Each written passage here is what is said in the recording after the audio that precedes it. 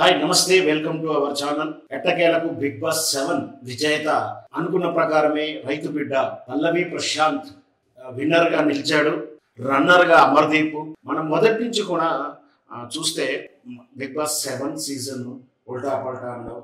అంటే గతం 6 సీజన్లకు భిన్నంగా మనం ఏదైతే 6 సీజన్లకు బిగ్ బాస్ యాజమాన్యము ఏ విధంగానైతే ఫార్మాలిటీస్ పాటిస్తుందో, అంటే ఆట తీరులో కానీ, ప్రజెంటేషన్ తీరులో కానీ, గేమ్స్ విషయంలో కానీ, పార్టిసిపేట్ సెలక్షన్ విషయంలో కానీ, ఇవన్నీ కూడా ఒక విధానంగా ఒక సాంప్రదాయబద్ధంగా ఆడుస్తున్నటువంటి గేమ్ నుంచి 6 సీజన్ల నుంచి భిన్నత్వాన్ని ప్రదర్శిస్తూ 7 సీజన్ బిగ్ బాస్ను ప్లాన్ చేయడం, అది క్యాప్షన్గా ఉల్టా పల్టా చెప్పడం, నిజంగా కూడా మొదటి నుంచి కూడా బిగ్ బాస్ 7 అంతా కూడా గతం తాలూకు 6 సీజన్స్కు భిన్నంగాను, వెరైటీగా గాను, సృజనాత్మకంగాను, మొత్తం కూడా అధ్యాయంతో 105 రోజులు జరిగినటువంటి ఈ బిగ్ బాస్ 7 సీజన్లో మొత్తం 19 మంది పార్టిసిపెంట్స్. ఆ 19 మందిలో మొదట మనకు తెలుసు 14 మంది వెళ్ళడం, ఆ తర్వాత 5 మళ్ళీ సెకండ్ రౌండ్లో అదే 5 మంది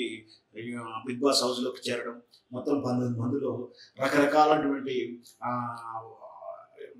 గేమ్స్ తోటి, రకరకాలైనటువంటి టాస్క్ గేమ్స్ తోటి ఫిల్టరైజేషన్ చేస్తూ, నామినేషన్ చేస్తూ, ఎలిమినేషన్ ప్రక్రియ చేస్తూ ఎట్టకేలకు 15 వారాల తర్వాత నిన్న బిగ్ బాస్ 7 సీజన్ క్లోజ్ అయింది. ఫైనల్ గ్రాండ్ ఫినాలేలో విజేతగా పల్లవి ప్రశాంత్ గెలిచాడు.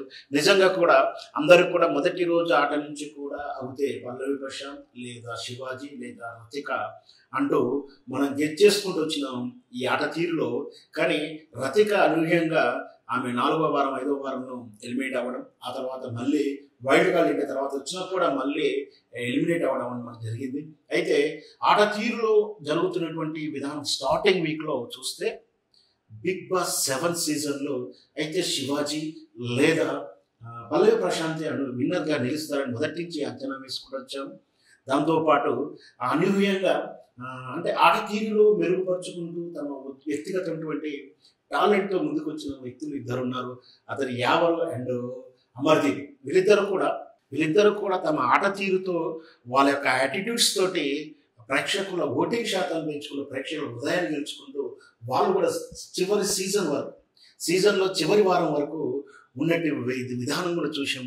చివరకు గ్రాండ్ ఫైనల్లో 6 పార్టిసిపేట్స్ మిగలడం, శివాజీ, పల్లవి ప్రశాంత్, అమర్దీప్, ప్రియాంక, యావరు అండ్ అర్జున్, ఈ 6 కూడా ఫైనల్ రౌండ్ ఉండడం, వాళ్ళలో ఒక్కొక్కరు ప్రియాంక అండ్ అర్జున్ ఇద్దరు ఎలిమినేట్ అవ్వడం, ఆ తర్వాత మళ్ళీ ఇంకొక రౌండ్లో అమర్దీప్ బంపర్ ఆఫర్తో బయటకు వెళ్ళడం, అదే రవితేజతో కలిసి నటించడం.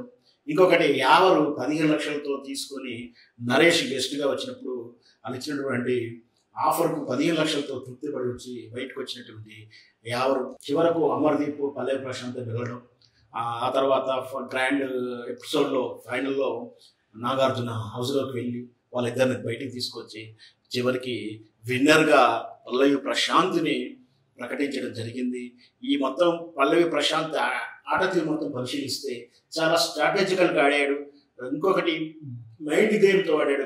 వాస్తవానికి అయితే శివాజీ బ్రెయిన్ గేమ్తో ఆడాడు అనుకుంటున్నాం, కానీ ఎవరికి తెలియకుండా, ఎవరికి అర్థం కాకుండా మైండ్ గేమ్ తోటి స్ట్రాటజికల్గా పల్లవి ప్రశాంత్ ఆడుతూ సింపతిని గెయిన్ చేస్తూ and plus at a time టాస్క్ని, అంటే ప్రజలే తిరగబడి ఆయన ఎందుకు ఆడతలేవు అని అడిగేలా, లేదా ప్రజలే ఫోర్స్ చేసేలా, అభిమానులు ఫోర్స్ చేసేలా ఎందుకు అని చెప్పి తనకు తానుగా ఫోర్సబుల్గా నెట్టించుకొని తన్ని మళ్ళీ సింపతి గెయిన్ చేసుకుంటూ ఒక స్ట్రాటజికల్గా ఆడుతూ చివరకు ఒక రైతు బిడ్డ. ముఖ్యంగా మనకు తెలుసు బిగ్ బాస్ మీద చాలా విమర్శ కూడా ఉంది.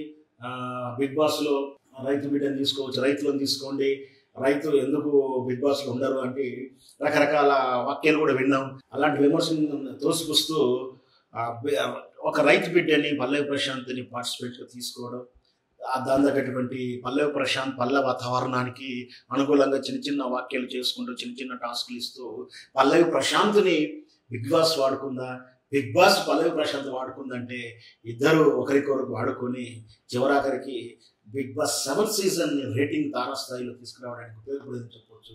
ఎట్టకేలకు పల్లవి ప్రశాంత్ విజేతగా నిలవడం, పల్లవి ప్రశాంత్ విజేతగా నిలవడం, మొత్తం మీద ప్రజల తరపున గెలిచాడు, సామాన్యుడు గెలిచాడని చెప్పుకోవచ్చు.